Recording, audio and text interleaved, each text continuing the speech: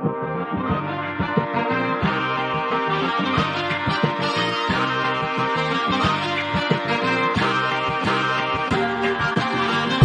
dans Vibe, le podcast passion et inspiration qui explore mille et une façons de réapprendre à vibrer au service de sa vie. Je partage avec toi ces histoires d'audace et de résilience les plus inspirantes pour mieux reconnecter à sa vibe personnelle. Parce qu'on est tous nés pour vibrer et que l'avenir n'est pas ce qui va arriver, mais ce que nous allons faire. Bonne écoute!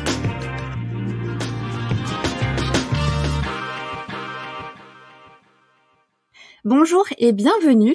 Aujourd'hui, je suis avec Amélie Marzouk. Salut Amélie. Salut Marine. Merci pour l'invitation. Avec grand plaisir. Comment vas-tu? Tu m'as partagé en off que tu avais une petite voix. Oui, j'ai la voix cassée depuis mi-octobre, mais ça va. Depuis mi-octobre, ça commence à faire quand même. Je vais renoncer à ma carrière de chanteuse. Quoique, il y a peut-être, tu sais, des carrières de chanteuses qui se révèlent justement avec, c'est pas Bonnie Tyler? Ah, peut-être. C'est pas, il y a une chanteuse qui a une voix très rock, tu sais, ça peut être très stylé d'avoir la voix cassée, la voix rock, donc qui sait, c'est peut-être au contraire le début de ta carrière de chanteuse. Alors Amélie, tu es photographe portraitiste depuis bientôt 10 ans, tu es basée à Paris.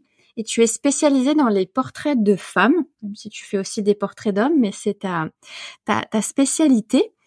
Tu as su créer une véritable expérience autour du portrait en studio, avec une signature. C'est vrai que tes portraits, tes photos, on peut dire qu'il y a une patte Marzouk. Elles sont en tout cas très identifiables. Tu es une ancienne responsable dans les assurances et un jour tu as eu le déclic, tu nous en parleras. Autodidacte, je te cite, tu cherches à explorer le chemin d'une connaissance de soi plus profonde. En 2020, tu as publié ton premier livre Silence, composé de photos et poésie. On en développera aussi parce que ça m'intéresse et il a l'air d'être un très joli livre, justement. Merci beaucoup. Et tu lances en 2022 le podcast Miroir pour aider les femmes à poser un autre regard sur leur reflet. Aujourd'hui, tu es connue et reconnue pour ton art, après de nombreux passages dans les médias, notamment sur l'émission Belle toute nue. Tu œuvres à faire changer le regard que l'on porte sur soi. Si c'est pas une belle mission. Merci pour cette introduction et tes jolis mots, ça me touche beaucoup. Parce que c'est vrai que je mets beaucoup de passion pour accompagner les femmes dans l'acceptation de soi. J'adore faire ça parce que je trouve que ça permet aussi aux invités, tu vois, de se rendre compte pas de leur œuvre, mais justement de tout ce qu'on accomplit, parce qu'on se rend pas compte tout le temps, tu vois, on oublie de prendre du recul et de faire un pas de côté pour se dire voilà, qu'est-ce que je fais, et finalement on en fait quand même pas mal de choses, et donc au service de nos missions et de nos passions, donc c'est vraiment chouette. Est-ce qu'on peut du coup directement rentrer dans le vif du sujet et peut-être revenir justement sur ton parcours, sur ton histoire, comprendre comment tu en es arrivé là et pourquoi justement ça te tient à ce point à cœur de mettre en lumière la beauté des femmes? Merci. Alors, je sais pas par où je commence. Est-ce que tu veux que je remonte jusqu'à l'enfance ou parce que il y a plein de choses dans ta question. Il y a à la fois pourquoi j'accompagne les femmes, pourquoi je me suis lancée dans la photo. Enfin, est-ce que tu souhaites que je commence par un point Écoute, c'est un peu par le point avec lequel tu te sens le plus à l'aise ou pour toi qui tu penses qui prend le plus de sens. J'aime bien laisser carte blanche et libre cours. Ça laisse place à des surprises. Ok. Bon, alors je vais commencer peut-être par vous raconter pourquoi je suis devenue photographe. En fait, depuis toute petite, je regarde les gens. Alors, je regarde les gens avec beaucoup d'attention. J'aime les gens. Et je me rappelle que petite, je m'asseyais sur un banc, souvent dans la rue, et je regardais les gens passer. Et avec ma maman, on s'amusait à deviner d'où ils venaient, quel était leur métier. Enfin, on prêtait vraiment un regard, une attention sur chaque personne qui passait. Et c'est comme ça, je crois que j'ai eu envie de devenir photographe. Et ça s'est déclenché vraiment lors d'un premier voyage à Marrakech en 95. Mon père venait de m'offrir un argentique, parce qu'à l'époque, il n'y avait pas encore de numérique. Et j'ai tout aimé dans ce pays. Je sais pas si tu as déjà été à Marrakech. Oui. Mais il y a vraiment des odeurs, des couleurs, les gens, enfin tout est coloré et merveilleux. Et en fait, j'ai rempli ma pellicule de portraits. Et quand je suis rentrée en France, j'ai dit à mes parents, je veux devenir photographe. Et depuis, je me suis jamais arrêtée de faire du portrait. Le seul point négatif, c'est que mes parents à 18 ans m'ont dit non, tu peux pas être photographe, c'est pas un métier. En fait, je pense que avec le recul, je comprends pourquoi, parce que mes parents c'était 2 fonctionnaires et donc je pense que ça les angoissait beaucoup que je devienne une artiste. Ça fait souvent peur aux parents, c'est vrai, hein, quand leur enfant ont cette dimension artistique. C'est beaucoup fait des études qui, entre guillemets, t'apporteront la sécurité d'un métier. Je mets sécurité entre Exactement. guillemets pour se rassurer, alors que finalement, des fois, embrasser sa passion dès le plus jeune âge permet au contraire de construire cette sécurité et de vivre au service de cette passion, quoi. Mais maintenant, avec l'âge, bon, j'ai 43 ans, je suis maman moi-même d'une petite fille qui a 7 ans et demi, et je réalise à quel point ça peut être angoissant de laisser sauter son enfant dans le vide sur un métier aussi peu sécurisé. Donc j'ai poursuivi par des études classiques, justement pour les rassurer. J'ai fait des études de psychologie que j'ai arrêté au bout d'un dog parce que j'ai vite réalisé que j'étais trop sensible pour pouvoir accueillir toute la souffrance du monde. Et j'ai poursuivi par des études de com qui m'allaient bien dans le côté qui me permettait d'assouvir ma curiosité et le côté à chaque fois avec des nouveaux challenges, des nouveaux formats, des nouvelles choses à créer. Et j'ai commencé dans les médias et vers 30 ans, j'ai bifurqué dans les assurances. Alors là, ça répondait vraiment au côté sécuritaire de mes parents. J'avais un poste, un CDI. Les assurances, c'est vraiment le Graal comme la banque, enfin tous ces domaines-là. Je crois que j'étais pas très heureuse au final, mais je répondais à mon rôle aussi d'aînée de la famille, qui était la grande fille qui devait faire plaisir à ses parents. Et puis j'ai rencontré mon mari à 32 ans et vers 33-34, on a voulu fonder une famille, avoir des enfants. Et là, j'ai consulté mon médecin, j'y arrivais pas et il m'a dit vous n'aurez jamais d'enfants. Et là, c'était vraiment un choc, un traumatisme interne qui a été très fort. Et j'ai beaucoup réfléchi, je me suis beaucoup concentrée sur moi cette période-là en me disant mais pourquoi en fait, tu te demandes pourquoi, tu dis c'est pas juste, il y a pas de réponse, mais tu dis il doit y avoir une réponse dans l'univers qui doit me faire comprendre pourquoi je passe par ce chemin-là. Et je me suis réveillée un matin et je me suis dit mais en fait, j'ai envie d'être photographe, ça m'est revenu, tu sais Un flash. comme un flash. Et je me suis levée et je me suis dit bah maintenant je vais être photographe et désormais plus rien ne pourra m'arrêter. Je sors de la chambre, je vais voir mon mari qui était dans la cuisine et je lui dis je sais ce que je vais faire de ma vie, je vais être photographe. Et là, je me revois lui dire ça et je me dis, mais il va me prendre pour une folle. Ça faisait 2 ans qu'on se connaissait, je sais pas, 3 mois qu'on était mariés. Et là, il m'a dit, OK, vas-y, je suis là, je te soutiens. Et là, ça a été le début d'une nouvelle vie. Et quand j'ai signé ma rupture conventionnelle et que j'ai créé ma société, je suis tombée enceinte naturellement à ce moment-là. Alors qu'on avait fait des filles qui marchaient pas. Enfin, c'est vraiment une expérience incroyable. J'avais été très touchée par ce témoignage que tu avais fait au micro de Sylvie dans dans le podcast Fais-moi une place, justement, petit instant haute promotion. Mais parce que j'avais été vraiment touchée par ton témoignage et par ton histoire, parce que c'est là où on se rend compte que il y a quelque chose, enfin, et ça rejoint même à chaque fois Destination Cosmos et quelque part la genèse de pourquoi aussi j'ai lancé ce podcast, qu'il y a des choses quand on lâche prise, qui se passent, qu'on maîtrise pas. Et quelque part, la violence du choc que tu as dû emmagasiner quand ce médecin t'a annoncé que tu pourrais ne jamais avoir d'enfant, surtout que, enfin, le jamais, il est quand même d'une violence. Il y avait même pas une possibilité, quoi. Il t'avait carrément dit non, quoi. Il m'avait dit on va faire des fibres, on va essayer, mais de toute façon ça marchera pas. Donc déjà psychologiquement, tu te dis bon, dans l'affirmation positive. Et quand j'ai fait ma première écho, il m'a dit bah venez au cabinet pour que je vérifie que vous êtes vraiment enceinte parce qu'il me croyait pas. Et il m'a dit vous emballez pas, vous allez sûrement faire une fausse couche. La délicatesse incarnée. C'est vrai que le monde scientifique pour ça est connu pour pas toujours prendre les choses avec des pincettes, et des fois l'empathie, justement cette psychologie qu'on aimerait avoir dans ces moments de vulnérabilité, c'est pas évident. Et en même temps, je comprends que d'un côté la joie que tu as d'apprendre que tu es enceinte, et c'est vrai qu'on sait toutes que voilà, on n'est jamais à l'abri des fausses couches. Je sais pas combien de pourcentage de fausses couches dans le cas d'une première grossesse dans la trentaine, mais de pas s'emballer, mais quand même, tu vois, de se dire il y a quand même un miracle de la vie qui se fait, et c'est très beau. Mais justement, tu vois, en fait, quelque part, tu avais toujours su que tu voulais être photographe. Ça date pas d'hier. Il n'y a pas eu il y a pas eu de déclic de ah je vais devenir photographe. C'est ça aussi que je trouve intéressant parce que des fois on a un peu tendance à attendre ou à vouloir un déclic pour changer de vie ou même pas changer de vie mais pour embrasser vraiment enfin sa vie personnelle professionnelle. Toi t'as toujours su que c'était ça mais la vie a fait que tu t'en es éloigné. Oui, mais j'ai quand même attendu le déclic et puis tu vois, il a fallu que je sois capable d'affronter le non de mes parents pour Oui. revenir encore plus en arrière. À 8 ans, je faisais de la danse classique à haut niveau et en fait, ma prof avait dit à mes parents: «Il faut absolument qu'elle rentre à l'Opéra de Paris, qu'elle passe le concours» et mes parents, ils ont dit: «Non». Donc si tu veux, le médecin qui me dit: «Non, vous n'aurez jamais d'enfant», c'était un peu le 3e non que je me prenais C'est beaucoup. et que je me suis dit que c'était trop. Mais aujourd'hui, quand je parle aux femmes que j'accompagne, je leur dis en fait, avec le recul, c'est dommage d'attendre qu'on te dise que tu auras jamais d'enfant, c'est dommage d'attendre le confinement, c'est dommage d'attendre un burn-out pour changer les choses et embraser ton destin, ta destinée, je sais pas comment on peut dire. Alors c'est facile à dire, mais je me dis souvent on attend d'être au pied de la falaise pour sauter. Et c'est Alessandra Sublet qui en parlait en disant quand t'es au pied de la falaise, il faut sauter. Mais pourquoi on sauterait pas avant d'être au bord du bord du bord? Enfin, pourquoi il faut qu'on ait des événements si forts qui nous poussent dans nos retranchements pour y aller? C'est dommage.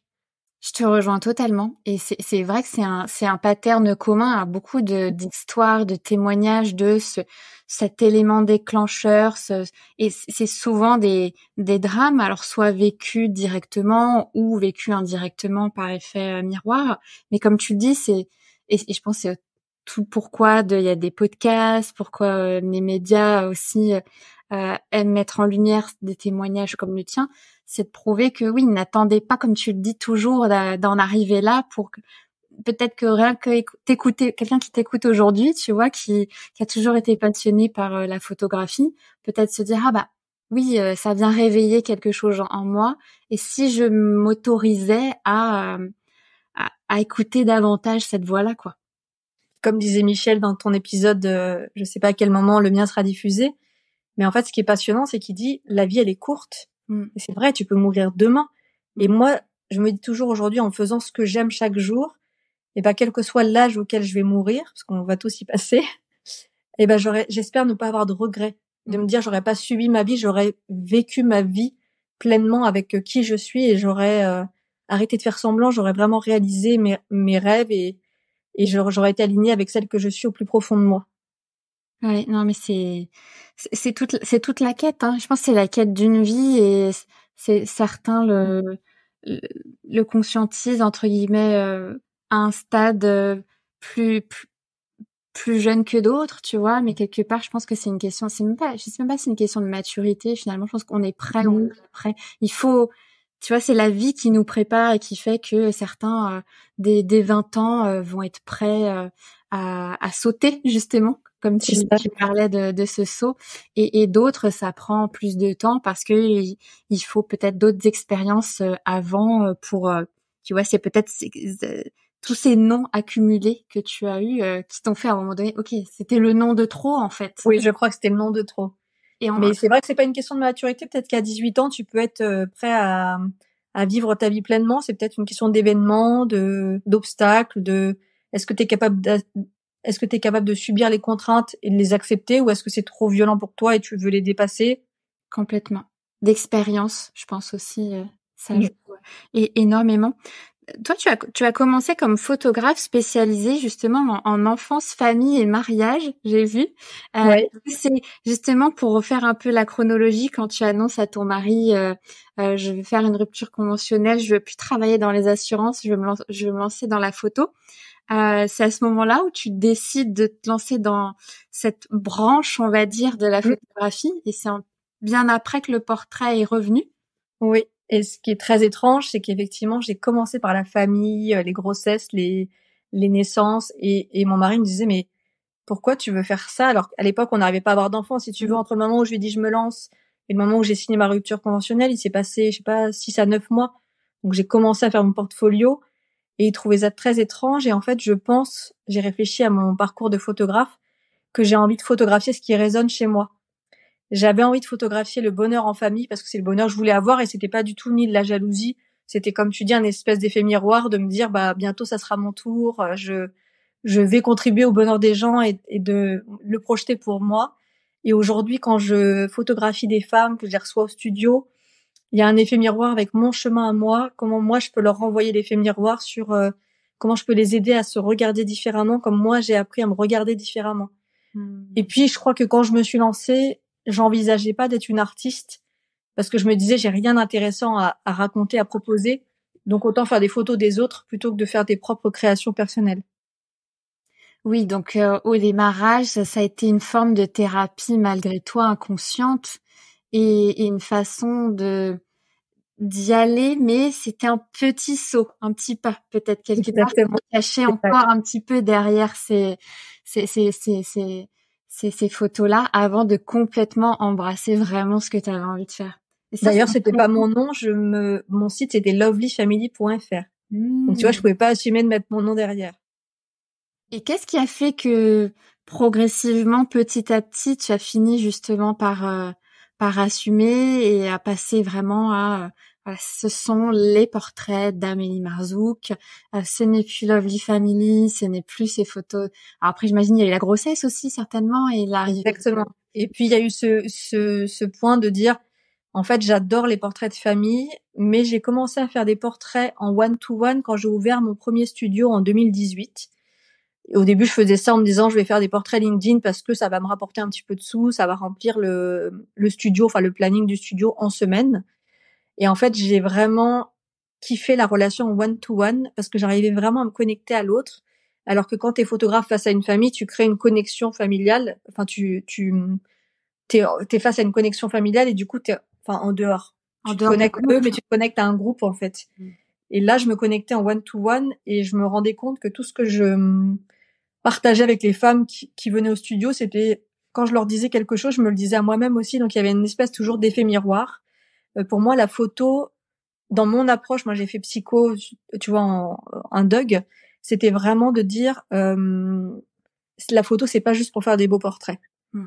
En fait, quand je fais des portraits, je tends un nouveau miroir aux gens pour qu'ils apprennent à se regarder différemment, autrement. Quand tu te regardes dans ton miroir, t'es souvent dur avec toi-même, surtout quand t'es une femme, surtout quand tu vieillis. Et donc moi, je leur montre ce que je vois d'elles en photo. C'est-à-dire que moi, je le dis assez souvent et je le pense réellement, je pense que tout le monde est beau et que c'est une façon de poser son regard sur l'autre. Tu peux aimer les yeux de quelqu'un, une gestuelle, un rire, un regard. Enfin, il y a forcément quelque chose de beau chez quelqu'un et c'est ça que je vais aller capter. Et c'est aussi toute la lumière intérieure. Alors pareil, ça parle pas toujours à tout le monde, donc c'est un terme que je dis un peu moins, mais c'est capter vraiment ton âme qui tu es au fond. Ça me Et parle c'est le forcément. secret. Percer le secret des gens à Oui, travers mes portraits. c'est beau et forcément ça a un lien. Mais d'ailleurs, c'est marrant, ça me fait venir à des sujets. Alors, déjà, tu vois quelque part cette dimension d'études de psychologie n'est pas anodine parce que elle te sert encore aujourd'hui et tu vois, tu as su mettre cette part d'empathie et de psychologie au service de ton art aujourd'hui. Mais pour partir dans cette dimension lumière intérieure dont tu parles, ça existe. Alors les personnes qui nous écoutent vont se dire c'est perché, mais moi j'avais vu une fois, j'étais allée au salon du bien-être à Paris et il y a de tout et n'importe quoi. Je préfère y mettre beaucoup de distance, mais il y a des personnes qui peuvent soi-disant photographier ton âme ou enfin par rapport à un cliché de toi. Bah, de toute façon, c'est prouvé, on a des vibrations, tu sais, on Mmh. émet de l'énergie. Et je crois que on aurait des couleurs, je crois, des couleurs Ouais, d'âme ou des ouais, choses comme ça qui ressortent. Alors, je sais pas comment c'est, quel type de photographie qui permet de faire ressortir ça, mais je pense il y a des choses là-dedans. moi, je dis toujours, je capte l'invisible, je capte l'intime, je capte ce que tu me dis pas. Enfin, après, je pense que j'utilise l'appareil photo comme un médium. Enfin, quand je dis comme un médium, comme un outil. Mm. J'aurais aimé savoir dessiner, je sais pas le faire, mais l'appareil photo, c'est un prétexte pour moi pour aller à la rencontre des gens, Mm. me connecter à eux et leur apporter quelque chose. Alors, pas de l'ordre thérapeutique parce que je suis pas thérapeute, je suis pas psychologue, mais souvent les femmes qui viennent me voir, elles viennent me voir soit pour un nouveau challenge professionnel, Mhm. soit pour une étape de vie personnelle. Ça peut être un divorce, un mariage, après une grossesse, soit après un burn-out. Enfin, tu viens rarement me voir à un moment anodin. C'est Oui. souvent parce qu'il y a une transition à un nouveau chemin de vie qui s'ouvre à toi. Et c'est ça que je trouve intéressant. Pour reprendre confiance, il y a cette dimension d'estime de soi et de confiance. Et c'est hyper intéressant justement pour toi d'être au plus près de l'intime de ces transitions de vie, quelles qu'elles soient, tu vois. Ouais. Puis moi, j'aime les rencontres. Tu vois, pendant le confinement, je dis toujours aux gens, j'étais hyper malheureuse. Alors, pas de pas sortir de moi, hein. Je vis dans un appartement avec vue sur le ciel. Enfin, tout va bien, mais c'était ne plus rencontrer des gens. Et d'ailleurs, j'étais tellement triste de ne plus rencontrer des gens que moi, j'habite à Levallois et j'ai été faire des portraits des commerçants à Levallois Ah, c'est qui génial. pouvaient plus ouvrir leur boutique, mais j'allais les rencontrer un par un, faire des photos et raconter leur histoire, pourquoi ils avaient ouvert ce commerce, qu'est-ce qu'ils avaient fait. Et tous les jours, je publiais une histoire sur le groupe Facebook de la ville Ah, pour les mettre en avant et pour que les gens aillent faire du click and collect plutôt que d'acheter sur Amazon ou sur d'autres sites. Donc, il y a toujours l'humain au cœur de ma démarche. Et là, c'était le prétexte pour aller rencontrer des gens et faire du bien à ma petite échelle, planter des petites graines comme d'habitude. Ouais, mais ça me parle tellement parce que je sais pas si tu te considères ou pas comme une timide ou une introvertie, mais je trouve, tu vois, en tout cas, moi, avec le podcast, c'est pareil, tu vois, c'est, c'est un prétexte aussi pour aller un peu, enfin, dehors de ma zone de confort et aller à la rencontre de l'autre, tu vois, à travers ce médium qui est le podcast, mais tu vois, t'as aussi à travers la photo, il y a plein de façons finalement d'aller à la rencontre de l'autre et de provoquer cette rencontre, quoi. Ouais. Bon, moi, je suis une extravertie assumée, mais c'est vrai que l'autre, quand j'ai pas l'autre, je suis malheureuse, moi. Ça veut pas dire que j'aime pas être toute seule avec moi-même, Et ça te mais demande. j'aime les rencontres parce que j'ai l'impression quand je rencontre quelqu'un, c'est un peu comme une histoire, comme si je lisais un livre. Si tu veux, je suis passionnée par l'histoire des gens, par leur parcours, leurs événements de vie heureux et malheureux. Enfin, je trouve que c'est l'humain, c'est fascinant en fait. Et c'est drôle parce que en début d'épisode, tu mentionnais quand tu étais petite, assise sur ce banc à regarder les passants et à imaginer ce qu'ils faisaient. Et ça me fait penser justement au concept que tu as lancé là sur Instagram, où tu postes un portrait d'une des personnes qui est passée sous ton objectif et il faut deviner son métier. C'est vrai. C'est un petit, tu vois, je trouve que ça fait un peu Ouais, clin d'œil à peut-être à c'est la vrai. petite Amélie. Et ça, c'est aussi pour déconstruire les clichés que les gens ne se fient pas aux apparences en disant elle a l'air sérieuse, pas sérieuse, elle a l'air introvertie. Enfin, pour qu'on déconstruise les apparences. Enfin, je sais pas si c'est très clair ce que je dis, mais qu'on s'arrête pas à la première impression. Complètement. Bah, je crois que c'était pas justement dans Belle toute nue ou dans une émission similaire où tu- on allait voir des passants dans la rue et on leur mettait une photo d'une personne et on devait leur dire qu'est-ce qu'ils pensaient d'elle. Je crois qu'il y a des émissions ou des Ça émissions peut de être dans Belle relooking toute qui nue. font ça. Non, mais c'était dans Belle toute nue, je C'est crois. dans Belle toute nue? C'est pas ma partie, mais c'était l'animateur Zach qui allait voir les gens en disant en voyant cette personne, qu'est-ce que vous pouvez dire sur elle? Et les gens disaient elle a l'air gentille, elle a l'air et je trouve ça hyper intéressant. De toute façon, j'aime beaucoup les micro-trottoirs que je réalise moi-même aussi en ce moment sur les gens dans la rue pour leur demander s'ils sont photogéniques. Oui, Je sais parce pas que si t'as vu ça. c'est drôle de voir leur réaction. Ah si, j'adore.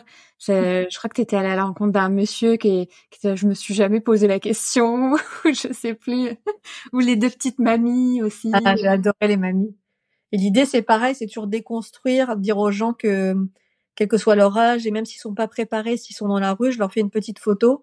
Et après, ils me disent, ah ouais, en fait, je suis bien et tout. Donc, leur montrer que ils sont photogéniques et que c'est qu'une question de cadrage, de lumière, de regard qu'on porte sur eux. Qu'est-ce qui pour toi explique justement ce changement d'état d'esprit où quand les personnes qui viennent te voir, elles sont justement peut-être elles ont une image erronée d'elles-mêmes et que petit à petit elles vont s'ouvrir. Qu'est-ce qui, tu vois, c'est pas te dire quelle est ta recette secrète, tu vois, finalement, mais parce que toi, tu vois cette évolution de l'avant-après, Mm. avant une séance et après. Et tu vois le visage qui est différent, la personne qui s'ouvre. Tu vois, qu'est-ce qui, selon toi, ça avait appuyé quel mécanisme là-dedans? Alors, je pense bon, je suis quelqu'un qui écoute, enfin, je te dis, qui aime foncièrement les humains, qui croit vraiment en l'humanité. Et je parle aussi souvent dans mon podcast Miroir du pouvoir du compliment. C'est-à-dire que moi, depuis tout à l'heure, on s'était jamais vu en vrai, là, on se voit en visio, même si les gens n'ont pas l'image. Et ben, je me suis dit, ah là là, qu'est-ce que tes lunettes, elles te vont bien, tout ça. Et je te l'ai pas dit parce qu'on parlait d'autres choses. Hmm. Mais je dis toujours aux gens de ne pas se priver de dire aux gens quelque chose de gentil que tu penses. Parce que si tu le penses pas, c'est pas, ça se sentira. Mais moi, quand mes clientes arrivent et que je dis, ah là là, j'adore vos yeux, j'adore vos cheveux, enfin, je le fais spontanément comme je le fais avec mes amis, avec les gens de mon entourage. Et déjà, les gens se disent, ah bah du coup, elle est gentille. Je pense qu'il y a une notion d'empathie. Et je demande toujours à mes clientes avant de commencer si elles ont des complexes. Et elles me disent, ah c'est vachement gentil de me demander ça parce que ça veut dire que vous prêtez attention à moi et que vous allez tenir compte. Et souvent, c'est des complexes qui sont faux. Il y a des femmes qui me disent, ah j'aime pas mon nez, alors qu'elles ont un nez hyper normal. Enfin, est-ce qu'il y a des nez normaux ou pas, mais c'est vraiment prêter attention à l'autre avec ses petits complexes, avec ce qu'il a de plus intime en lui, il va pas le dire à tout le monde. Il va pas dire à tout le monde, j'aime pas mon nez, sinon tout le monde va regarder son nez. Mais là, on est dans un environnement, enfin, quand je dis sécurisé, on est dans un environnement intime. Mon studio, c'est un petit cocon.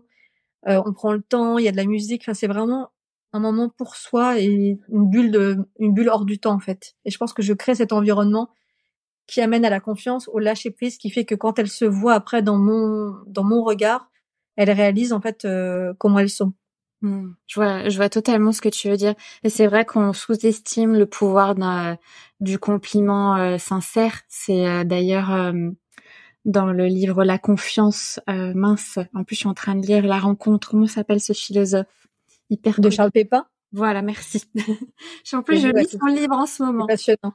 Et bah, tu sais, cette fameuse anecdote dont il parle de Madonna et de son prof de danse, je crois, à l'époque.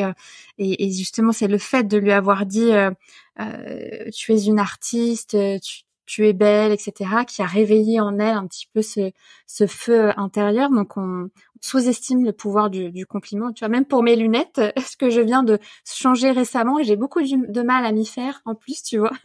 Donc, tu vois, ça me fait plaisir. J'ai vu que tu avais changé par rapport à ta cover. C'est plus les mêmes lunettes. Et oui, c'est exactement, Et je me suis dit, elles vont hyper bien. Et je sais pas pourquoi je t'ai pas fait le compliment parce que j'étais concentrée sur ce qu'on se disait, mais depuis tout à l'heure, je me dis, t'as changé de lunettes, elles épousent vraiment la forme de ton visage, elles sont hyper belles. Et ben c'est sympa, tu vois, parce que oui, je pense que tu es la première personne à me voir en off, entre guillemets, de façon publique avec mes nouvelles lunettes. Et c'est toujours, tu sais, faut un temps d'adaptation pour se refaire à sa nouvelle tête. Donc tu vois, ça me fait plaisir. Preuve en live aux personnes qui nous écoutent de l'importance du compliment et de le partager. Et attention aussi dans l'autre sens. Moi, j'ai une petite fille qui a 7 ans et demi. Je fais très attention à ce que je lui dis. Parce qu'il y a des clientes, par exemple, je leur dis, bah, est-ce que vous voulez sourire, pas sourire? Il y en a une récemment qui m'a dit, ah, je veux pas sourire parce que ma mère m'a toujours dit, qu'est-ce que t'as l'air bête quand tu souris? La femme, elle avait 45 ans. C'était une construction mentale qu'elle avait ancrée et que je lui ai dit, mais pas du tout. Enfin, alors après, est-ce que je lui ai désancré ou adouci en lui disant que c'était pas la réalité? Mais moi, je fais hyper attention à ce que je dis à ma fille et des phrases qu'on entend petit peuvent vraiment te mettre dans un mindset dont tu as du mal à sortir, en fait. Complètement. Ah, les conditionnements dès l'enfance. Puis même aux petites filles, leur dire tout le temps dire tu es jolie, c'est baser leur valeur sur leur beauté. Et quand on se construit à l'adolescence et que le corps change et que on va subir ces changements peut-être personnellement comme quelque chose de moins joli, un bouton ou je ne sais quoi. J'ai reçu Camille Montade sur le podcast. C'est vrai que on peut se dire, bah, si on base sa construction sur sa beauté, surtout validée par l'extérieur, en tant que femme, après, je pense que c'est compliqué. C'est compliqué, ouais. Totalement. Donc, attention à ce que vous dites à vos filles, mais même à vos garçons. Hein.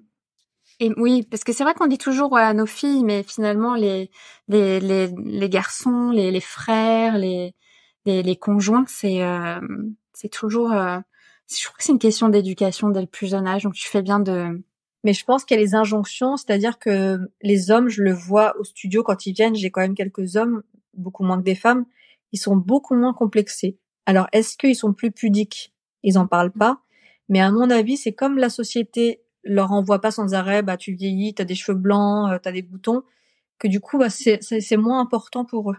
Et c'est beaucoup plus distant et ils mettent ça beaucoup plus à distance, c'est beaucoup plus facile pour eux à supporter.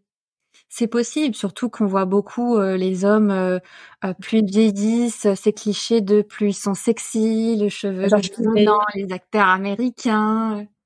C'est vrai, hein. Exactement. Donc bon, je dis pas qu'il faut pas faire attention aux hommes, mais je pense qu'ils sont plus cool avec ça grâce à la société. Et c'est certainement pour ça aussi que c'est tu as pris ce parti pris de mettre en lumière les femmes et de révéler leur beauté aussi de façon plus marquée.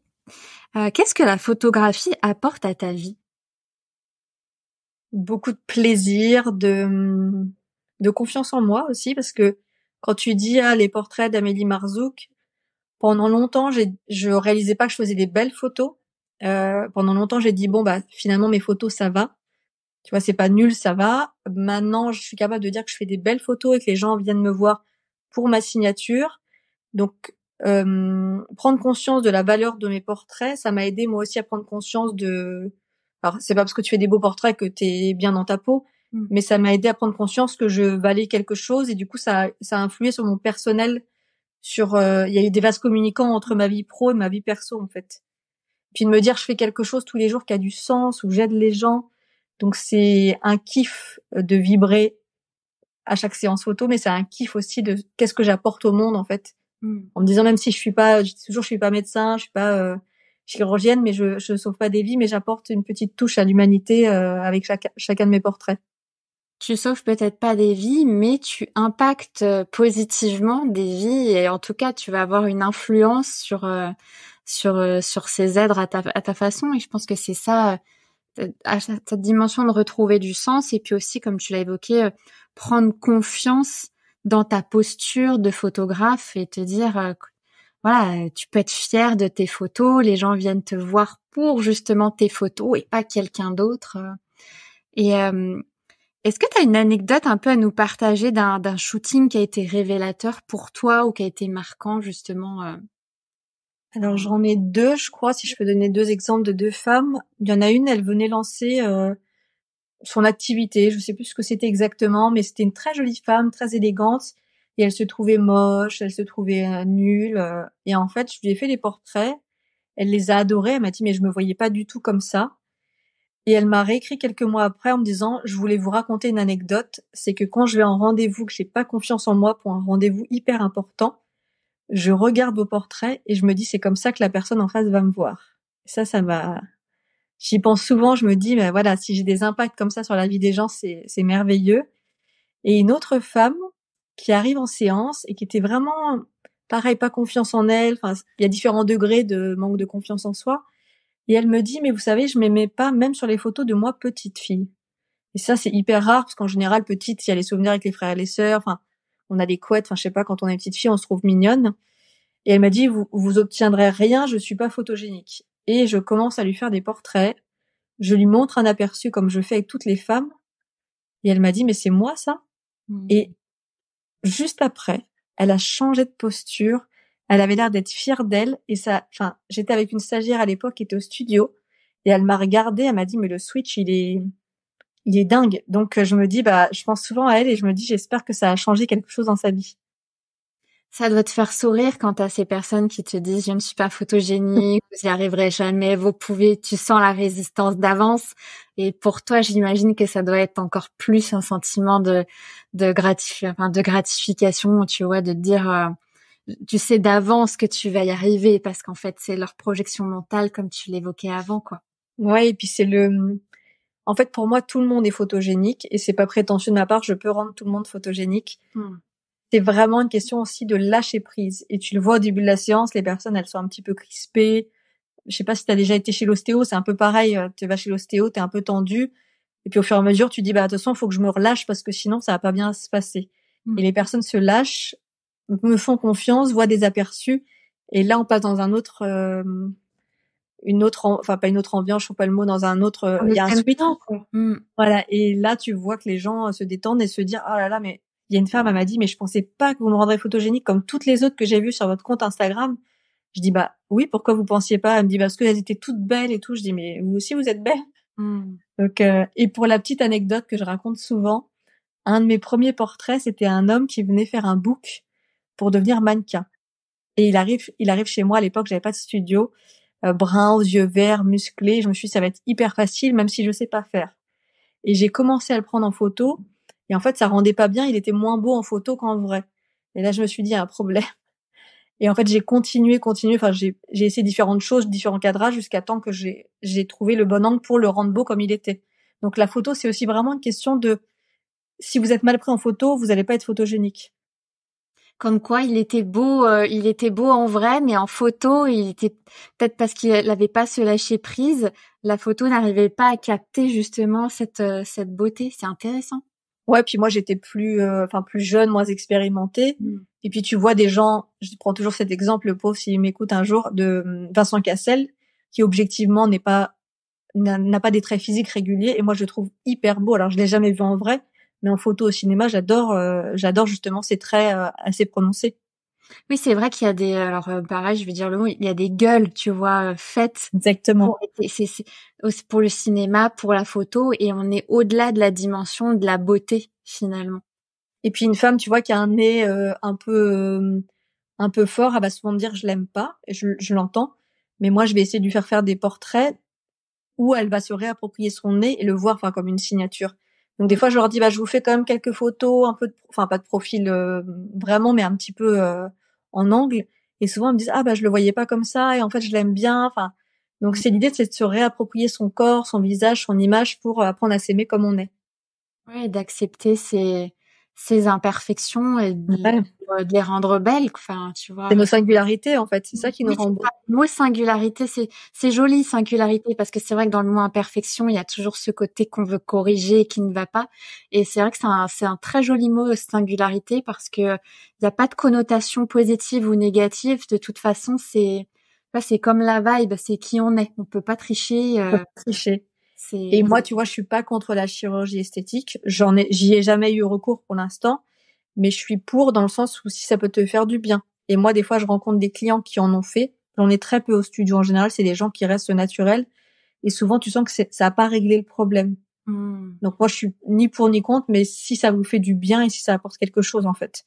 C'est intéressant que tu le dises parce que effectivement, en tout cas, l'abus, je pense, de chirurgie esthétique témoigne qu'il y a d'autres choses à aller travailler d'un point de vue psychologique et qu'on a beau vouloir améliorer sans cesse son apparence physique, ce sera jamais la perfection qu'on aimerait avoir. Finalement, c'est cet absolu, je pense, c'est une projection mentale Qui n'existe pas.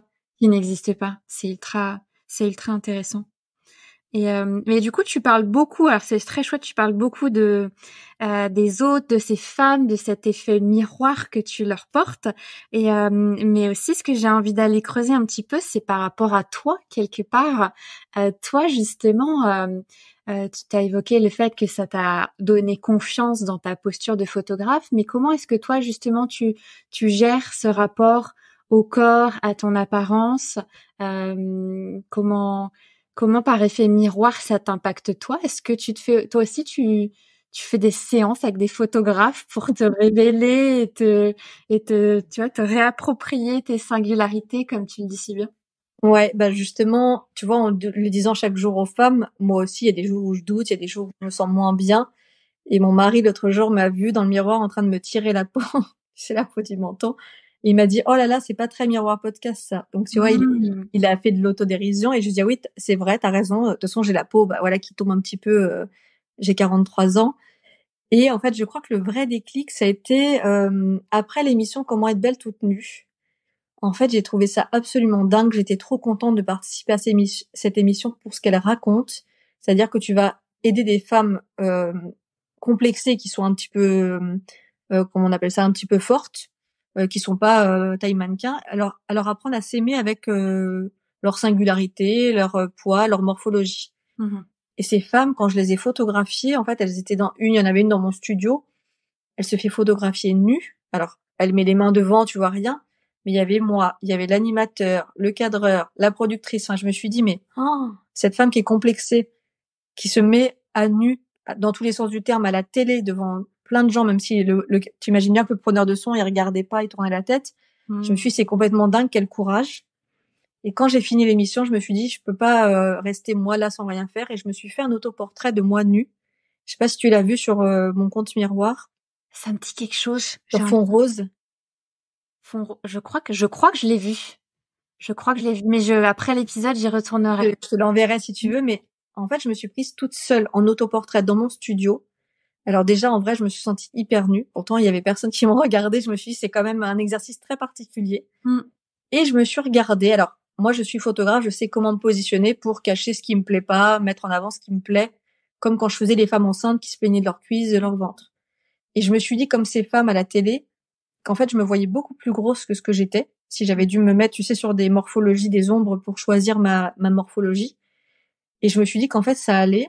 Et j'ai mis du temps à me dire que j'allais partager cette photo, pas parce qu'elle me plaisait pas, mais parce que je savais pas les réactions et tout. Et en fait, il y a plein de gens qui m'ont dit, mais c'est fou d'avoir fait ça. C'est fou d'avoir osé la poster et merci parce que ça, vraiment, ça appuie ce que vous dites toute la journée. Enfin, c'était vraiment de dire, et j'ai demandé à mon mari avant, pas pour lui demander l'autorisation, mais bon, tu vois, on me voyait nu, on voit rien. Mais ça m'a fait un vrai déclic en me disant, bah, entre ce que je vois dans le miroir, ce que je ressens et ce qui est la réalité, il y a un vrai gap. Donc, arrête de te juger. Il y a une de mes invitées sur Miroir Podcast qui disait les jours où je me sens moins bien, je me regarde pas dans le miroir. Et je trouve que c'est une très bonne astuce parce que des fois, quand t'as tes règles ou je sais pas, c'est l'hiver ou bah tu te regardes dans le miroir, tu te trouves pas top.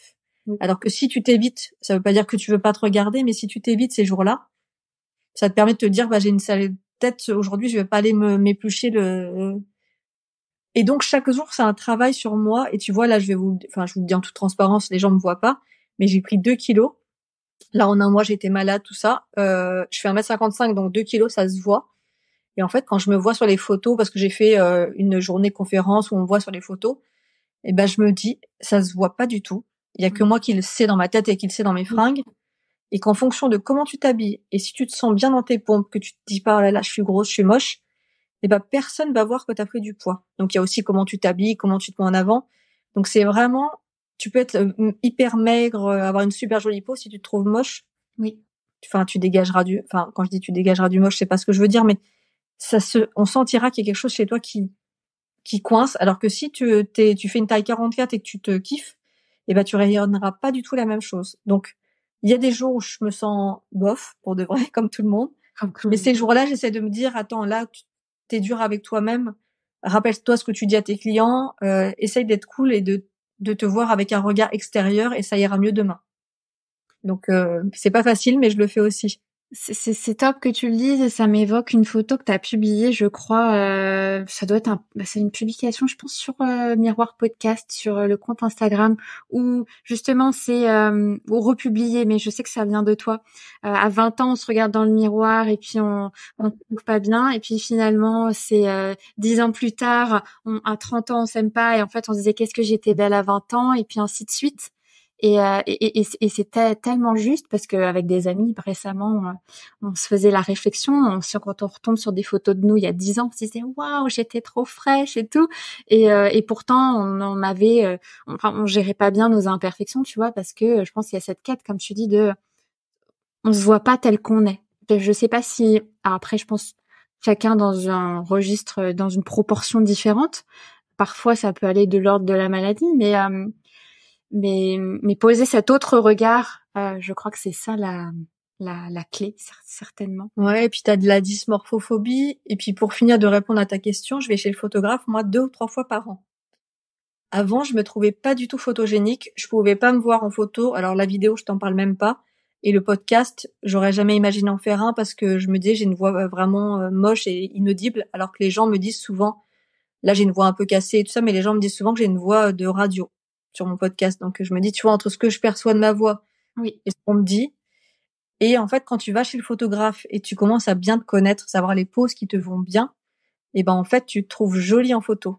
Et quand tu te trouves jolie en photo et que tu t'acceptes mieux en vidéo, bah tu te montres plus, tu deviens plus visible et on t'appelle plus pour des opportunités, je sais pas, des podcasts, des conférences, En fait, les sollicitations, elles arrivent beaucoup plus si tu te montres. Et pour te montrer, il faut être capable de se voir en photo et en vidéo. Oui. Donc c'est un cercle vertueux, ça apporte beaucoup de choses. En fait, c'est pas narcissique, c'est pas se voir en photo. Totalement. Non, c'est clair que de réussir à s'aimer, que ce soit comme tu dis en photo ou en vidéo, ça change tout. Parce que sinon on est toujours là, oh non non, je remets pas la vidéo, je veux pas me voir ou je veux pas m'écouter. Donc c'est la thérapie par La l'image. photo. Et puis tu vois, des fois, moi, on publie une photo de moi avec des copines ou des collègues ou des des nanas avec qui je collabore et qui me disent ah ça va la photo et je me dis je l'aime bof mais c'est pas grave allez vas-y. Enfin j'ai appris aussi à lâcher prise sauf si c'est une photo vraiment où je me trouve horrible et là quand même je dis bah t'en as pas une autre mais maintenant je me dis bah si je suis pas parfaite en photo c'est pas grave.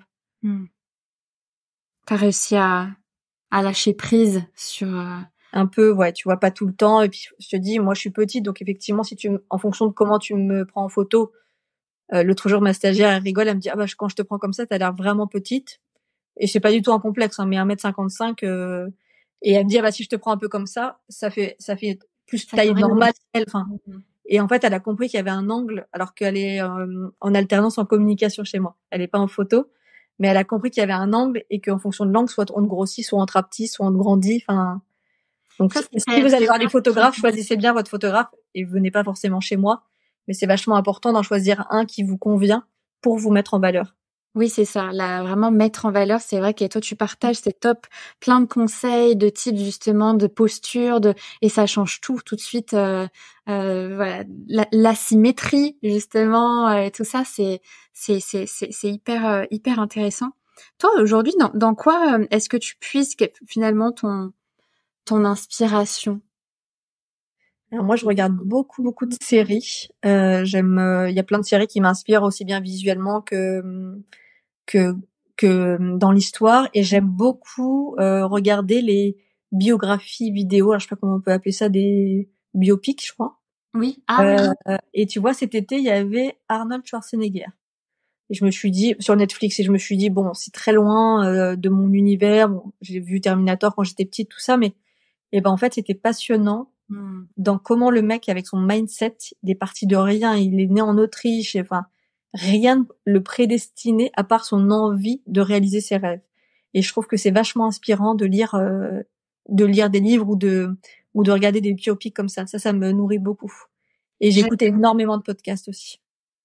Ouais, c'est ça qui nourrit ta réflexion et après même, j'imagine, tu vois, comme il y a un vrai rapport au mindset et aux croyances, ça vient aussi débloquer chez toi et ça vient après encore par effet miroir. Et, et comme quand j'étais petite, moi j'étais malheureuse pendant le confinement que les cafés soient fermés pendant si longtemps parce qu'il y a rien de plus inspirant pour moi que de m'asseoir sur une terrasse de café toute seule. Il y a plein de gens qui osent pas le faire, moi j'adore ça, et de regarder les gens passer.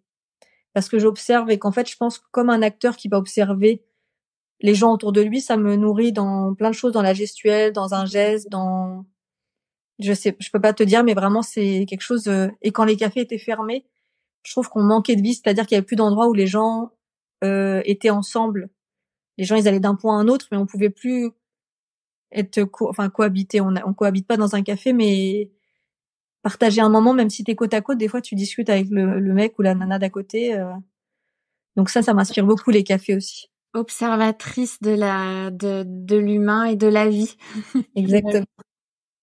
C'est vrai j'aime beaucoup ces portraits de parisiennes en terrasse de café, tu vois. Et d'ailleurs, il y a un portrait de toi à une terrasse de café et ça illustre bien finalement j'imagine ce cliché en fait dans mon imagination. Ça me fait penser au tableau de Mary Poppins, tu sais. Je sais pas si c'est Oui. ces tableaux dessinés à la craie dans lesquels il saute. Et moi, Oui. dans mon enfance, de toute petite, à chaque fois, il y a des photos, c'est des paysages, et j'ai envie tu vois, de les capturer comme si c'était un tableau de Mary Poppins. J'adore la métaphore. Pouvoir ressauter dedans plus tard. J'avais oublié ce truc. Merci de me le rappeler. Je trouve qu'il y a de la magie. Enfin, et adulte, on peut aussi rester, enfin, enfant. Pas croire à la magie comme les enfants, mais moi, je suis beaucoup dans ces choses-là, en fait, de dire on a le droit d'imaginer le monde autrement. Qu'est-ce qui te fait, qu'est-ce qui te fait vibrer dans ce que tu fais aujourd'hui avec ton podcast, avec tes portraits? Ça procure quoi chez toi? Je crois que ça me procure des shoots d'adrénaline, ou de sérotonine, ou, en fait, quand je réalise un portrait ou un podcast, déjà, je pense plus à rien comme si j'étais en méditation, je pense qu'à l'autre, je suis connectée à l'autre, et je ressors, je suis comme si j'étais, alors pas comme si j'avais dormi, mais je ressors un peu excitée comme une enfant qui attend Noël. il y a une espèce d'excitation intellectuelle, émotionnelle, et c'est vraiment ce qui me fait vibrer. C'est ce que je dis à chaque fois, c'est la rencontre, en fait. La rencontre. Ouais, t'es nourrie à la rencontre, je C'est comprends. ça, je suis droguée même, on peut dire. Addict. Addict. Addict à la rencontre. Et quel conseil tu donnerais justement à toute personne qui nous écoute aujourd'hui pour mieux reconnecter à, à ce qui les fait vibrer quelque part et qui aurait pu peut-être, ou qui pourrait aujourd'hui s'éloigner de ce qui les faisait vibrer, comme toi quand tu étais plus jeune, avec ces photos que tu faisais à Marrakech, tu vois. Peut-être que le meilleur moyen, c'est de fermer les yeux et de s'imaginer que s'il y avait aucune contrainte d'argent, de temps et d'organisation, qu'est-ce que vous aimeriez faire vraiment s'il y avait aucune barrière, en fait. Et peut-être que là, ça va revenir. Si vous y pensez très fort en vous disant vraiment si j'avais une baguette magique ou le génie de la lampe d'Aladin et que j'avais pas la contrainte d'avoir des enfants en bas âge, que je pouvais pas déménager, que j'avais pas assez d'argent, que je suis en train de divorcer, qu'est-ce que j'aimerais vraiment, vraiment, vraiment faire? Ouais, Et là, c'est peut-être que l'inconscient, il va te faire remonter le rêve le plus profond. complètement. Je crois beaucoup à cette réflexion-là également. Ça aide beaucoup. Et qu'est-ce que tu dirais à la Amélie de 7 ans qui regardait, c'était de 7 ans, je sais plus l'âge que tu m'as dit, Ouais, bah, assise sur ce banc qui regardait les passants justement, tu lui dirais quoi aujourd'hui par rapport à tout ce que tu as pu, à ce saut que tu as fait finalement, que tu as osé faire? je crois que je lui dirais que elle peut pas plaire à tout le monde et que l'important, c'est qu'elle réalise ses rêves et que elle pourra pas être aimée par tout le monde et c'est pas grave, en fait. Parce que quand j'étais petite, en étant l'aînée, en voulant rassurer mes parents avec ma sœur et mon frère qui ont eu des parcours pas faciles, et ben j'ai voulu les rassurer et être la petite fille dont ils avaient rêvé ou dont ils avaient besoin pour les sécuriser. Et donc j'ai répondu très fort à leurs attentes en m'oubliant complètement. Parce que je sais pas si tu t'imagines, quand j'ai fini dans les assurances, bon, j'étais à la com, mais c'était quand même, il y a une DRH qui m'a vue après pour de l'orientation, tu sais, coach, pour voir comment je pouvais réorienter mon parcours. Et elle m'a dit, mais comment vous avez fait? J'ai dit, mais, moi, je sais pas. Je me suis contorsionnée, je me suis pliée, je me suis oubliée, mais ça aurait pas pu durer longtemps. Enfin, je sais pas comment j'aurais fini. Ouais, tu jouais les caméléons. T'étais tellement éloigné de cette dimension artistique de ton être dans les assurances. Non pas que, no offense pour les personnes qui travaillent dans les assurances. Bien Mais sûr, mais en moi, vrai, ça me il fait y a des pas, enfin, créatifs dans toute branche et il n'y a pas besoin, mais moi, ça ne me convenait pas, mais c'est un super métier, c'est un super domaine, j'ai rien, mais moi, c'était pas possible et je crois que j'avais tellement envie d'être aimée que je pouvais faire passer mes besoins après. Mm. Et en fait, chacun a ses fêlures, ses failles, et quand on a envie d'être aimé, le problème, c'est que souvent on s'oublie. Alors qu'il y a d'autres fêlures qui peuvent t'amener à d'autres choses. Mais j'ai envie de dire à tous ces gens qui ont envie d'être aimés, et c'est ok d'avoir envie d'être aimé, qu'il faut pas que ça passe au-delà de vos envies et votre besoin et qui vous êtes. Et c'est quoi qui t'a aidé à te détacher de ça petit à petit? Bah, je pense qu'en me disant, alors, déjà, je pense que j'ai rencontré mon mari qui était la bonne personne pour moi. Alors, j'ai eu de la chance et en même temps, j'étais prête à rencontrer cet homme, qui allait me faire du bien. Je lui dis souvent, en fait, tu m'as un peu rencontré quand j'étais une petite chenille et tu m'as aidé à devenir papillon. Il n'y a pas que grâce à lui, parce qu'il y a aussi moi qui étais prête, qui a fait le chemin. Puis pendant mes filles, je me suis fait accompagner par une psy. Enfin, n'ayez pas peur d'aller voir quelqu'un, que ce soit un coach, une psy, un sophrologue, parce que d'avoir un regard extérieur et de pouvoir verbaliser les choses comme dans un podcast aussi, je trouve que c'est très intéressant. Ça permet de se les dire à soi-même, en fait. Donc c'est important. Et je sais plus le début de ta question.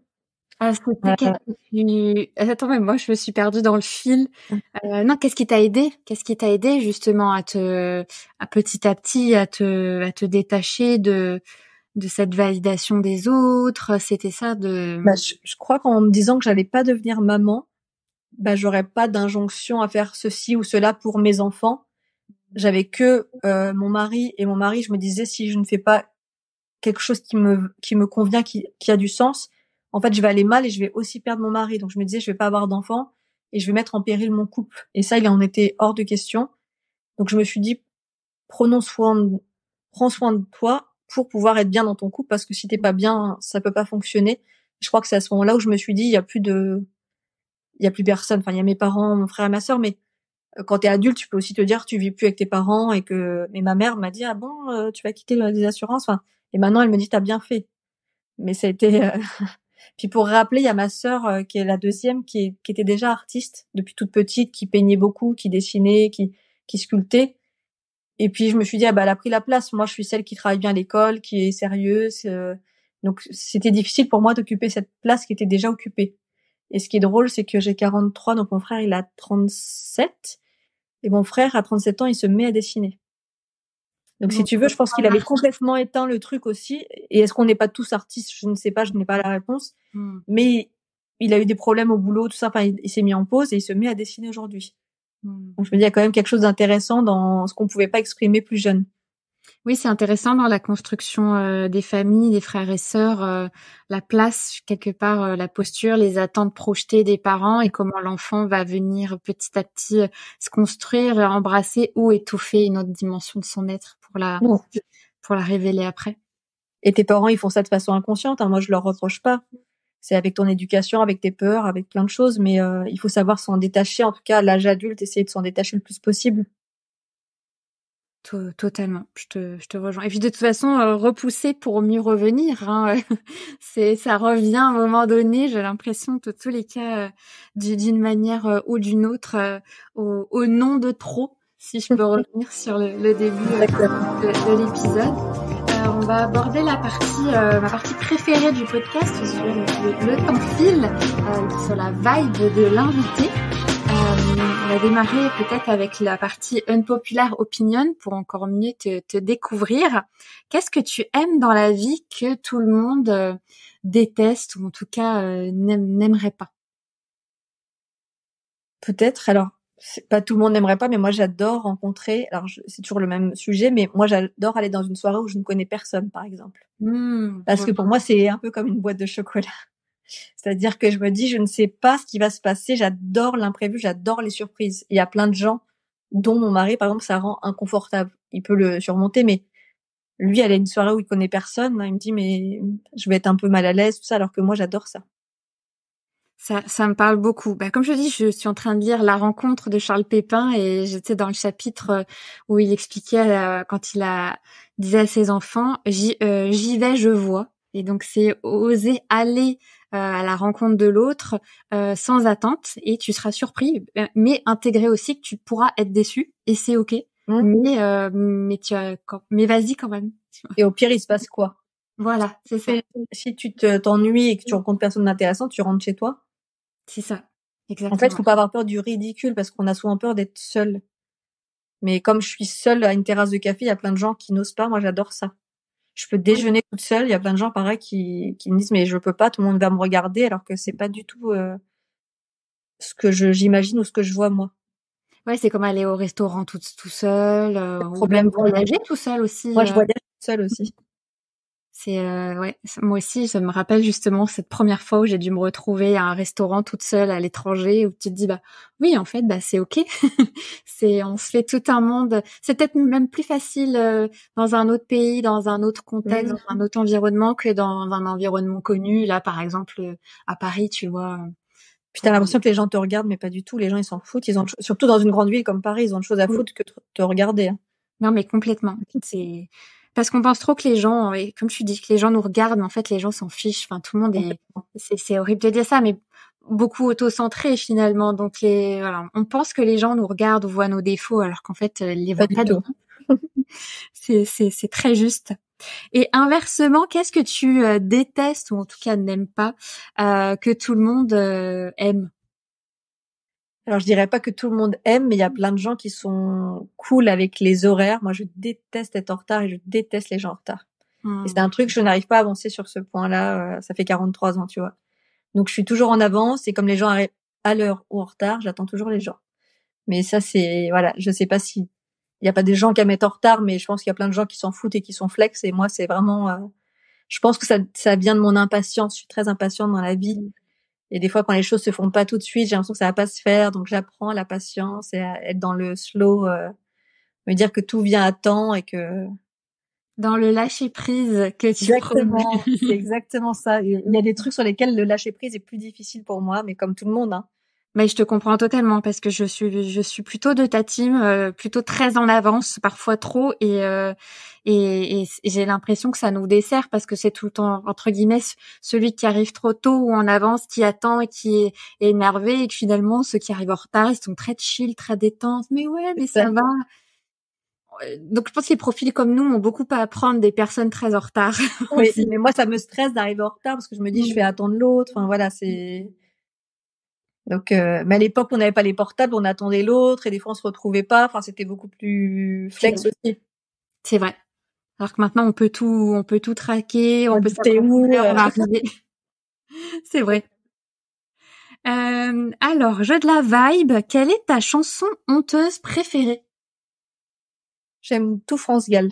Et je chante France Gall et ma fille, en plus, la prend à l'école. On adore. Alors, pas honteux, je sais pas, j'adore chanter sur La Rousseau, Tu m'oublieras. Enfin, Ça j'aime bien. moi, j'adore chanter et j'adore danser. Je danse toute seule chez moi et je danse toute seule au studio aussi souvent. J'ai d'ailleurs fait des petites stories des fois où je danse en disant c'est l'énergie du lundi.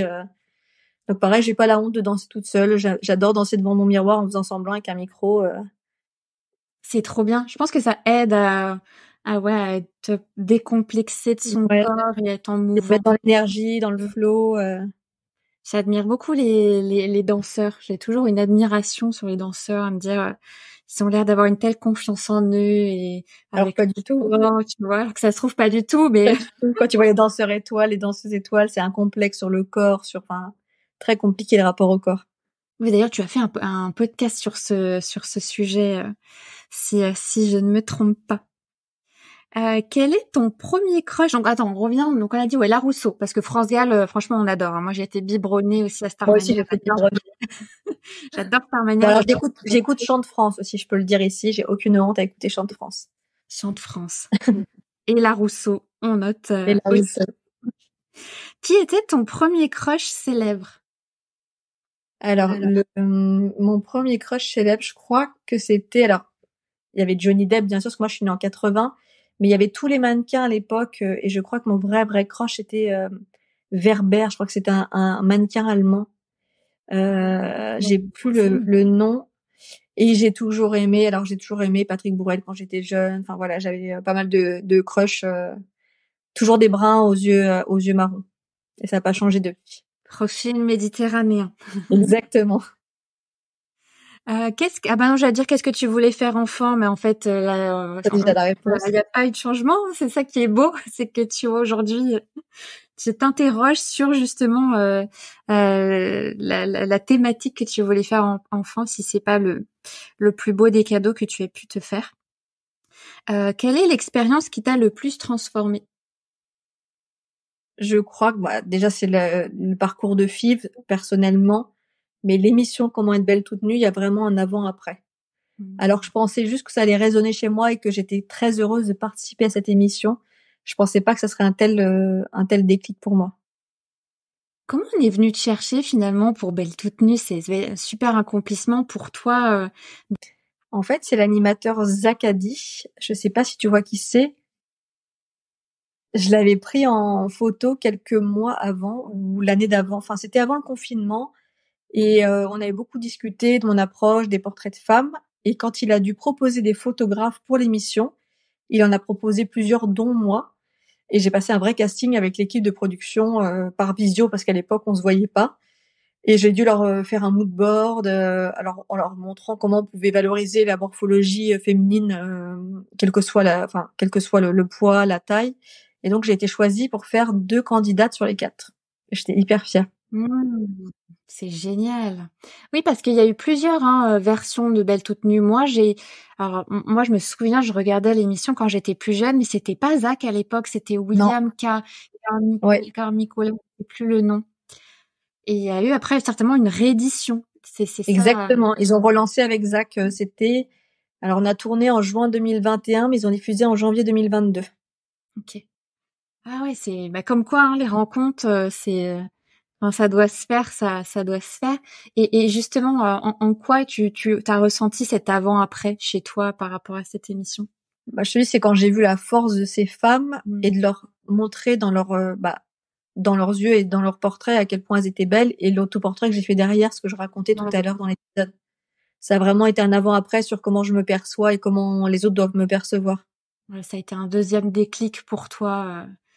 Et quand tu t'es montré nue, après, tu peux faire tous les portraits que tu veux. Ah, c'est clair. Il y a plus de barrière. C'est vrai. Il y a beaucoup de femmes enceintes qui veulent aussi se faire prendre en photo nues pendant leur grossesse. C'est une démarche aussi intéressante. Oui, puis c'est très graphique. Si tu fais des belles photos, c'est très joli. Puis tu gardes un souvenir. Mais moi, quand je faisais les photos de femmes enceintes, je faisais plutôt du lifestyle parce que j'aimais plus montrer, enfin, la réalité dans l'environnement, avec des fois l'appartement de la personne. Enfin, j'aimais plus ça pour raconter une histoire. Oui. Plutôt que de faire de l'artistique pour de l'artistique, ce qui est très bien aussi, hein, mais c'est une autre vision de la photographie. Complètement. On adore. Quel est le pays ou le voyage qui t'a marqué? Alors, est-ce que c'est forcément... Il y a le Maroc, oui. je vous ai dit, et puis l'autre pays, c'est l'Italie, le pays de mon grand-père, dans lequel je retourne très régulièrement. Je parle italien, mon mari aussi. Ma fille, elle s'appelle Paola. Ah. C'est vraiment un pays dans lequel je me sens chez moi.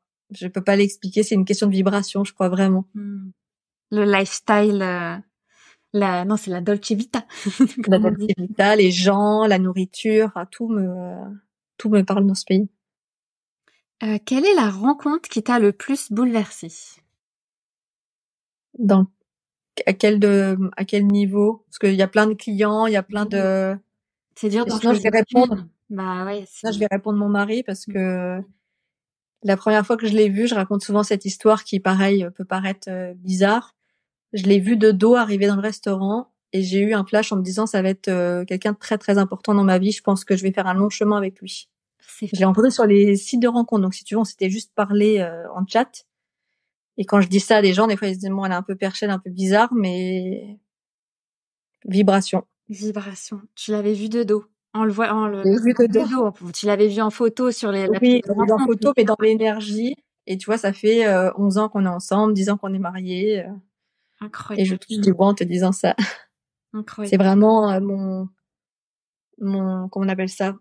Comme on dit mon mazal, enfin mon âme sœur. Ton âme sœur. On était fait pour se rencontrer, je crois, vraiment.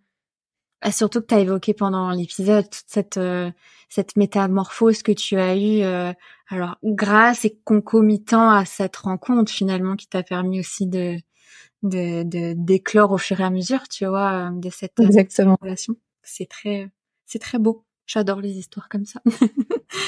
Et quel est le dernier truc qui t'a fait vibrer récemment? Dernier truc qui m'a fait vibrer récemment. Alors j'ai été au Barn, à l'hôtel Le Barn, sur les conseils de Delphine. Oui. Qui est l'autrice de... Exactement. Et en fait, j'avais besoin de repos. C'est le moment où j'étais malade. Et je trouve que c'est un endroit pour toutes les personnes qui sont fatiguées. Je sais pas si tu as déjà été. J'ai vu des photos. J'y suis jamais allée, mais j'ai vu le lieu et ça a l'air incroyable. C'est un endroit que j'appelle un endroit ressource. C'est-à-dire que quand tu as besoin d'une vraie pause, nous on vit à Paris ou en banlieue parisienne, c'est fatigant, il y a du bruit, il y a du mouvement. Et Dieu sait que je suis citadine. Là, t'es à 1 heure de Paris, t'es en pleine campagne, t'as des chevaux, les vélos, du vert partout. Ça a été un vrai reboot. Enfin, je sais pas comment on peut dire, mais ça m'a vraiment permis d'être ressourcée. De me ressourcer. Et vraiment, ça devrait être remboursé par la sécurité sociale. Bah écoute, ça sera un joli clin d'œil à Delphine si elle nous écoute. Petite promo pour le lieu, après tout. Après, voilà, je suis pas là pour faire la promo, mais c'est vraiment le coup de cœur de cette fin d'année-là. Mais c'est où? Non, c'est pas vers Fontainebleau, mais c'est dans le 91. C'est vers pas loin de Saint-Arnoux. Ah oui, ok. En fait, tu prends la N118. Enfin, franchement, moi j'habite à Levallois. En 50 minutes, j'y étais, je crois. Donc ça dépend peut-être des heures de circulation, mais c'est vraiment un très bel endroit, très apaisant, très ressourçant. Pourtant, je te dis, je suis vraiment une citadine et ça c'était vraiment ce qu'il me fallait. Ouais, t'avais besoin de voir du vert. Retenez cette adresse pour les Parisiens et pas que d'ailleurs à découvrir. Écoute, on arrive à la fin de cet épisode. Merci beaucoup pour pour tes échanges et tous ces partages. Est-ce que tu as des prochains projets ou une actualité du moment que t'aimerais partager? J'ai pas mal de petites choses qui sont en cours mais dont je peux pas encore parler. Top secret. Voilà, je voulais parce que tant que c'est pas fait, moi je suis un petit peu superstitieuse. T'as raison.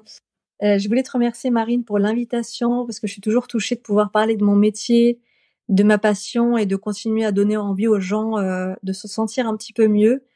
Et je peux finir cet épisode en disant n'oubliez jamais que vous êtes beau et belle et apprenez à vous regarder différemment.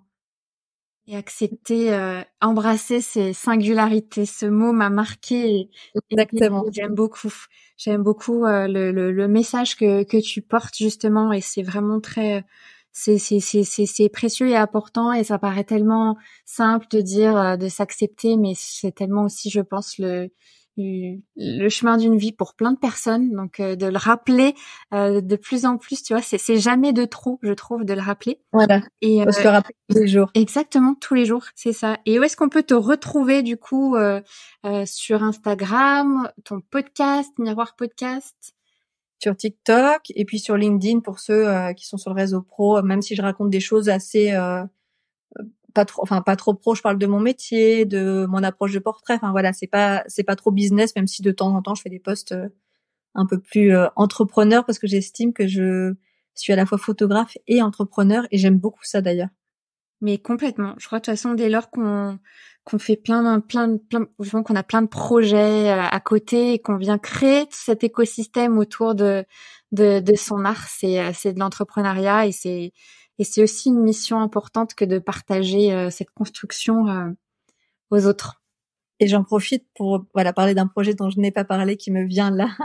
C'est que je lance la Marzouk Photo Academy, en fait, pour former des photographes avec des cours en ligne et des cours en présentiel, justement pour permettre aux photographes de pas juste être des artistes et de pas oublier d'être des entrepreneurs. Donc il y aura à la fois une dimension comment guider une séance portrait, comment amener l'autre à s'accepter, mais il y aura aussi toute une dimension comment construire son business, trouver sa signature et pouvoir vivre de la photo. Business, mindset, j'imagine. Exactement. Etc. Posture. C'est hyper intéressant. Voilà, c'était le petit, ça sort là, mi-décembre ou début janvier. Eh parfait. On sera pile dans les clous avec la sortie de l'épisode. Donc c'est très, très chouette. Merci beaucoup, Amélie. Et puis à très vite. Merci, Marine. À bientôt. Salut. Salut.